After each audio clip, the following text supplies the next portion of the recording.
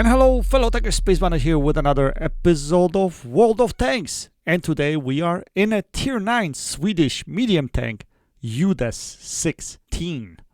Now if you're ever thinking about going down this line, actually going down any Swedish line, I would probably recommend medium line first before you do the TD line. Why? Because these tanks at least have turrets, while TDs don't have turrets, and you still have to get used to that pneumatic suspension thing. It's a weird thing this tank is doing every once in a while. So I would probably recommend going the medium line. But anyway, it's been a while since I've started this grind. I mean, it's been like, damn, it's been like forever since I started this grind. And I never finished it. I got to tier 8. And just recently I was close enough in XP to get this tank, and I'm like, you know what, I'm getting it, and I free XP to the top gun. So I'm sorry guys, there won't be any review on the stages and you know the options and equipment on the way in to get the top gun, because to be honest, like if you want to get good at the game, if you can afford getting the top gun every time you're grinding, I would suggest that you do that. I mean, if you're a new player, obviously you don't have a lot of credits, you don't have a lot of experience. Especially because you don't have a lot of experience, you should be trying to get the top gun. But I understand, because, you know, it costs gold. Free XP costs gold, or conversion of free XP costs gold. So I understand where you're coming from. But I don't grind the tanks as much as I used to. I mostly play the tanks that I like. This was one of the few lines that I wanted to grind, so I was still grinding. And I must say that it was worth it. I really do like this tank. It is not an OP tank by any means. It's not even close to the cream of the crop. If you just want cream of the crop, this is not the tank you want. This tank is a good tank with a great camo, very good punchy gun, but not the greatest reload. It has a bit of armor, because even though your frontal armor doesn't have a lot of thickness, if you can maximize your gun depression and don't show your lower plate, you will bounce even tier 10 guns. Okay, I mean, obviously you're not gonna bounce Death Star or, you know, FV 4005, but you still be able to bounce some big guns as long as they're not shooting premium rounds. So I think this tank is still pretty good. Because of the camo factor that it has, it's still a good tank. And yeah, I was pleasantly surprised, to be honest. The gun is really nice. The pneumatic suspension is a little bit hard to get used to. But hey, it is what it is. Look at this shot. It was great. On the move, Progetto tracked him at the same time, and he's dead in the water. He just gets annihilated, completely annihilated. Anyway, we are on Muravanka, one of my favorite maps. Actually, there's a lot of favorite maps that came back into the game, so this is definitely one of them. I love the magical forest area where I'm playing right now, especially in a softish tank, even though I'm a top tier in this game. And I could possibly fight the 1-2 line. I decided to come here. I don't know why. So that's the way it works out sometimes. But we're going to have a really good game here. And yeah, today I'm going to show you 2 games in the UDES 16. This one is a fantastic top tier game, and the second one, it will come down to 1v2 or something like that. It's also going to be a really close game, so stick around for that as well, guys. Both are top tier games.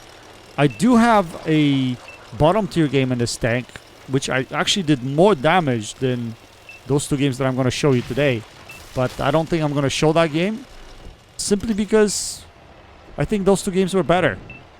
Unless you really want to see it, I will post it eventually, maybe. But so far, I probably played like a total of 20 games in this tank. And so far, I do like it. I do like it a lot. Anyway, so since we cleaned up the west side of the map, I decided to come into the middle and try to clean the middle first before we engage these guys at 1 and 2 line. That's exactly what we're trying to do. We killed a very dangerous tank right there in T54E2, the autoloader. And we're going to go on the inside of this ridgeline right now. to see if we can catch anybody off guard, like the CS-44. We put a shell onto him, we take him out of the game. And now, okay, because we have control of the map at the moment, this is probably the best position for me to be in, because our friendlies are controlling the north and the east, as well as the south. So I'm getting myself in a position where I can spot and potentially support my friendlies. Like in this situation, trying to shoot at these TDs right here. Shut down the Yak Tiger. Now we're going to focus on the Tortoise. I'm going to try to shut him down as well. Can we put a shell into him? Yes, we can. And these are just finishing stages right here. This Skoda is the bigger threat, but he went right in front of two of our big guns right there. And he's not paying attention to me. So we're going to put a shell into him. Now we're going to try to get rid of this J-Panther. We're full health right now, so we don't really care. We can get shot, but we're not going to get shot down. And now we're going to move forward to try to get rid of those piggies. Relatively close game. I don't know how it ended up being so relatively close. Fortunately, we missed that last shot on the piggy, but he gets taken out by a friendly. And we complete this game with a reasonable result. It's not fantastic, not spectacular, just reasonable. Good result for this tank. Finished in first place with 4.6k damage, 5 kills, 1940 base XP. That's actually quite high base XP, to be honest, when I'm looking at it. But we did have over 7k combined damage. We finished with Mastery, Ace Tanker, High Caliber, and bunch of ribbons. Not too shabby at all. We finished on top of the team, 1940 base XP. GG. Performance report. We fired 17 shells, had 14 penetrations, and 7 critical hits. Alright, let's move on to the next game now. And this time we're on map Overlord. And we're also top tier in this game. And this is going to be an interesting game because it's going to come down to the last 2v1 or something like that. I mean, it's going to be 1v1 with Artie on our side remaining and only one player on the other side. But our Artie wasn't doing a very good job in trying to shut him down. Okay, let's put it that way. So I would consider it more like 1v1 at the end in this game. But we are the top tier. The biggest opponent for us is, well, a few of them. There's UDES 16. There is STI, Tier 9 Russian heavy tank, as well as Object 752. And when I played this game, it was a while ago. It was when Object 752 just came out. I actually had no clue whatsoever where to penetrate that tank. Like, I had no clue whatsoever. Since then, I know what the weak spots are, so now I should be able to penetrate it no problem, but back then it was problematic. So, just to give you some context as to what happens later in the game. Anyway, so even though I'm a top tier, I'm still gonna set up as a TD, as a tank destroyer, because I think this tank, kind of initially in the game, it should be played like that, it seems to me, because you have super camo, you have really decent armor against smaller guns, and a very good gun. But I think because you have the camo, and you have a really good sniper gun, you should be setting up early and trying to snipe, especially because you have this pneumatic suspension, which is not very good when you're actually driving and trying to shoot on the move, that kind of stuff. So I think being stationary is probably better for this tank. So that's why I would suggest playing it as a TD early in the game. TD with a turret, which is better, right, than any other Swedish TD. It's pretty stealthy TD as well. So we set up on the 9 line because we don't want the opposition to push the 9 line. If you guys don't know how to play Overlord, 9 line is one of the most important areas of the map. That in the middle. The beach area, 1-2 line, 1-2-3 line, they're inconsequential whatsoever. You don't want to be playing there. If you go to the beach, be prepared to die. Your team is going to die. Because the highest percentage of games are being won when your team actually comes into this area, not the beach. If your team goes to the beach, yeah, say goodbye to your game. Anyway, we're gonna push this hard. I see we have T-77 with us. So we should be able to push this. Again, we're being top tier, so this should be relatively easy. I'm going to put a shell into this VK. And we're going to repeat doing the same thing. We're going to try to put more shells into his side right there. As you notice there, my reload, it's not the best. This tank has, what, 8.8 second reload or something like that? Let's see what we got here. 9.4. Okay, so it's 8.8 with combat rations. With combat rations, it's 8.8. Without, it's 9.4. That's pretty pathetic, actually. The reload is not very good. Anyway, we ignored that heavy tank. Remember that. We ignored that heavy tank, and we're gonna try to help our T-77. The reason why is because T-77, even though he's a mid-tier in this matchup, I think he's a very important tank. It's auto-loader that I need. And that heavy tank in a corner or on the zero line is isolated. So he can't really do anything to us at the moment. He's too busy anyway. So we're going to try to push this flank as quickly as we can. And since this UDES decided to run away from us, we're just going to put shells into him. Now we made a couple of mistakes. We showed our side to him and he was able to penetrate us. And now this STI puts a shell into us as well. But we're going to scoot to the left. We're going to try to get our full gun depression right here, so that it will be difficult for him to hit us. But our team is pressing, so we're going to try to track him here, and that's what I'm doing. Trying to track him, and I did. But no one's really shooting at him.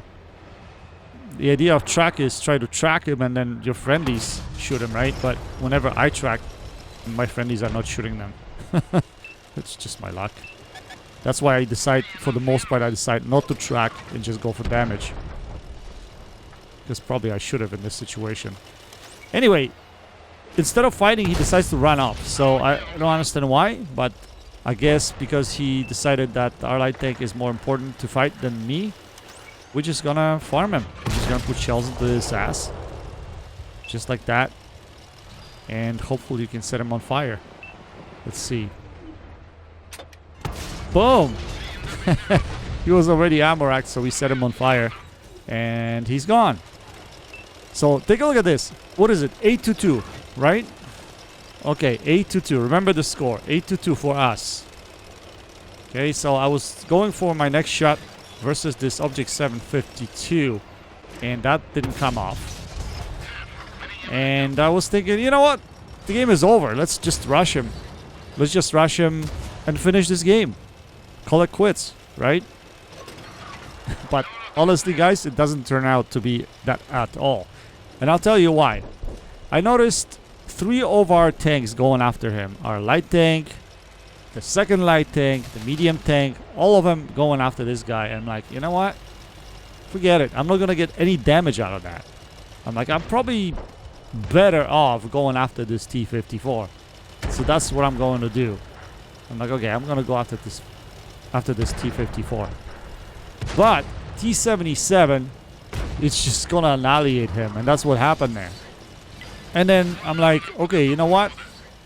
The Object 752 is probably going to make his way towards the beach, because he would want to get away from all of my friendlies rushing him at the same time. But guess what? He did not. He decided to stay and fight. And at this point I realized, wait a minute.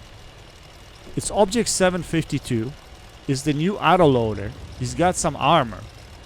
All of the tanks that are trying to fight him right now are either tier 8s or tier 7s. And while I'm driving on the beach, as you notice here, and being inconsequential, that's why you don't come to the beach.